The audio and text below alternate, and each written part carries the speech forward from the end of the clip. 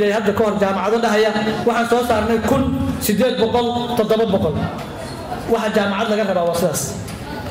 5 qof 7 qof 8 qof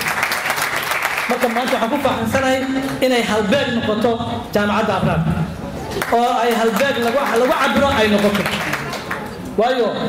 waxaad arkaysaa marka jaamacadaha kale adduunyada aad tagto ama meel lagu casuumo ardayda qalin jabinaysa iyagoo wadamo waaweyn ah in ay tiradu aad u yartahay taas waxay ku tusaysaa tayada ay aqoontu leedahay iyo adeega ay leedahay iyo dhaqaalaha lagu baranayo culayska uu leeyahay intaas marka la isku daro hadda inuu guddiga tacliinta sameeyay maxaa nagu kalifay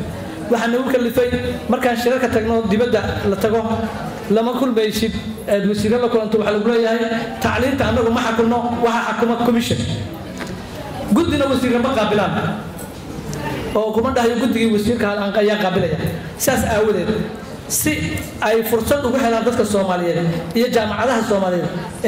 xiriirka ay u baahan yihiin ama waxa ay u baahan yihiin ayaan commissionka u sameynay حتى waxa yaran dad badan oo hadda la weydiiyo yiraahdo jaamacadahaas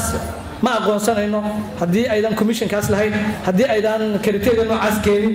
marka insha Allah hadda waxaan ku faraxsanahay in commissionkii maanta noo jiro waxaan codsanayaa on jaamacada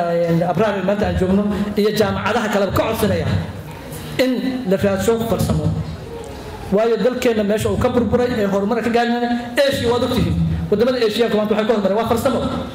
iyaga maanta ugu diidan ugu dhaqaale badan ugu wax badan waxaan dhanay aan daawana Facebook oo balaade wax soo sheegno xagga ka yimaadaan xagee naga soo gaaray marka waxa la rabaa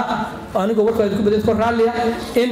jaamacadda Abraar aad baan ugu mahadnaqayaa waayo waxay aad ugu mahadnaqayaa kulliyadaha oo kooban iyo ardayda ka soo baxday oo yar waa wax aad iyo aad aan ugu farxo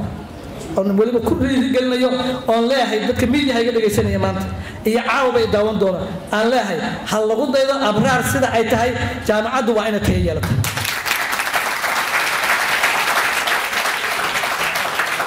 way ka soo gudubnay waqtigii tirada aan raadinayno waxa loo socdaa waqtigii tayada ahayd